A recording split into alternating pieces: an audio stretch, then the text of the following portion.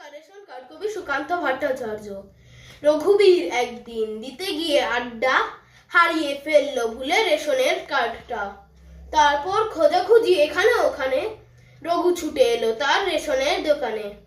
সেখানে বলল কেঁদে, হুজুর চাই যে আটা। দোকানি উঠলো রেগে, চলবে না কাদা কাটা। হাটে মাঠে ঘাটে যাও, খোঁজো গিয়ে রাস্তায়, ছুটে যাও আড্ডায়, খোঁজো চারিপাশটায়। কিংবা অফিসে যাও, এই রেশন এলাকার আমার মামার পিসে কাজ করে ছেলেটার। তার কাছে গেলে পরে সবই ঠিক হয়ে যাবে, 6 মাসের মধ্যেই নয় এক কার্ড পাবে।